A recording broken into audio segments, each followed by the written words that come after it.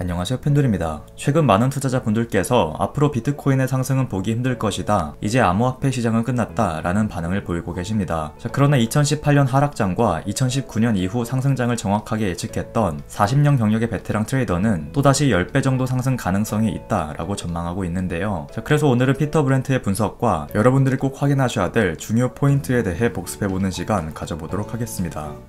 먼저 피터 브렌트에 대해 소개를 해드리자면, 이미 아시는 분들도 계시겠지만 2018년 암호화폐 시장의 하락장과 2019년 상승장을 정확하게 예측한 47년 경력의 베테랑 트레이더죠. 2018년 당시 피터 브렌트의 분석글을 참고해보면 이 포물선 라인을 따라서 상승이 이어지다가 이탈할 경우 시장은 보통 80% 정도 조정을 받게 되고, 이번에 비트코인이 해당 규칙을 따를 경우 80% 정도 하락한 4,000달러 부근까지 떨어질 수 있다라는 분석을 했었는데요. 실제로 비트코인은 이 포물선 라인을 이탈한 이후 꾸준히 약세가 이어졌었고, 차트로 자세히 보시게 되면 2만 달러 부근에서 3,000달러까지 대략 84% 정도 하락했던 것을 볼 수 있었습니다. 그리고 나서 비트코인이 3,000달러를 찍은 2019년, 이 피터 브렌트는 또 다른 예측을 하게 되는데요. 바로 비트코인 가격이 향후 2년 안에 5만 달러대로 상승할 수 있다는 것입니다. 한마디로 2년이라는 시간에 걸쳐서 10배 이상 상승이 가능하다는 뜻이죠. 물론 당시 투자자들은 아직 2,500달러까지의 추가 하락이 남아있다, 하락 시그널이다, 그리고 욕설이 담긴 댓글을 다는 등 좋지 않은 반응을 보이기도 했었지만, 실제로 비트코인 가격은 피터 브렌트가 예측한 대로 2021년 초에 5만 달러보다 높은 6만 달러대로 상승하는 모습을 볼 수 있었습니다. 물론 중간에 코로나로 인한 변동성이 있긴 했지만 결과적으로는 피터 브렌트의 예측이 맞았었죠. 그리고 나서 최근에도 비트코인에 대한 분석글을 올린 적이 있었는데요. 대략 2주 전인 5월 1일에 올린 분석을 보시게 되면 비트코인 가격이 32,000달러 지지에 실패할 경우 최근 횡보가 이어졌던 이 박스권과 같은 폭으로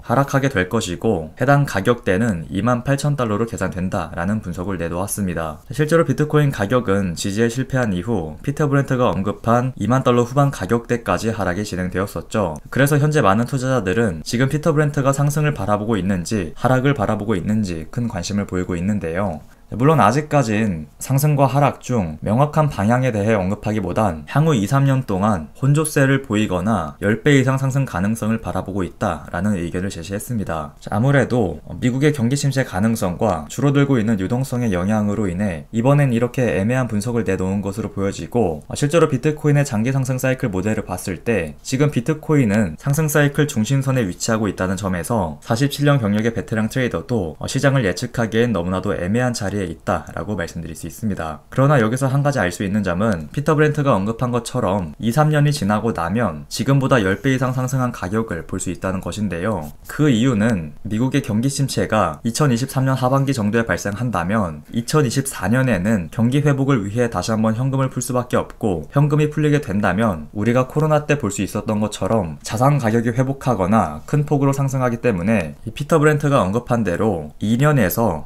3년 정도가 지나면 비트코인 가격은 상승세를 이어가면서 해당 사이클 상단 부근에 도달할 수 있을 것으로 보여지고, 실제로 여기까지 도달할 경우 예상되는 가격대는 25만에서 30만 달러라는 결과가 나오기 때문에 10배 상승을 바라보고 있다라는 이 발언은 충분히 현실 가능성이 있다라고 말씀드릴 수 있습니다. 그러나 지금 투자자분들께선 2-3년 뒤 가격보다 올해 비트코인 가격 전망을 가장 궁금해 하시죠. 그래서 단기적인 가격 전망에 대해 말씀을 드리자면, 일단 6월 이후 시장의 하락이 진정되기 위해선 다음 달 FOMC 때 기준금리가 50bp 수준으로 인상되어야 하고, 소비자 물가지수는 이번 달에 발표된 수치보다 낮아야 한다라고 말씀드릴 수 있는데요. 더 자세히 알려드리면 다음 달에 발표될 소비자 물가지수가 8.3%보다 낮아야 한다는 뜻이겠죠. 그 이유는 제가 여러 번 알려드렸듯이 이 인플레이션이 진정되는 모습을 보여야 미국 연준에서 금리 인상폭과 속도를 낮추고 긴축 규모도 기존 계획보다 낮은 수준으로 진행할 뿐만 아니라 달러 인덱스도 하락 전환되는 모습을 보일 수 있기 때문에 다음 달 소비자 물가지수가 전달 대비 하락한 모습을 보여야 한다라고 말씀드리는 것입니다. 물론 지금 달러 인덱스 같은 경우 하락 다이버전스가 발견되었고, 인플레 같은 경우에도 진정될 가능성이 높아 보인다는 점에서 빠르면 6월 FOMC 이후 혹은 3-4분기 중으로 반등을 기대해 볼 수 있고, 연말 5만 달러대 회복도 가능하겠다라고 말씀드릴 수 있습니다. 자, 그래서 6월 FOMC 회의 전까진 시장의 변동성이 커지면서 불안한 장세가 이어질 수도 있겠지만, 앞에서 말씀드린 대로 전달 대비 하락한 소비자 물가지수 그리고 50bp 수준의 금리 인상이 현실화된다면 충분히 시장의 반등을 기대해 볼 수 있기 때문에 오늘과 내일의 비트코인 가격이 좋지 않다고 해서 너무 실망하지 마시고 3개월에서 6개월 이후의 시장을 바라보고 투자하셨으면 좋겠습니다. 자, 오늘 제가 준비한 소식은 여기까지고요. 오늘 영상이 도움이 되셨다면 좋아요, 구독 한 번씩 부탁드립니다. 지금까지 팬드류였습니다. 감사합니다.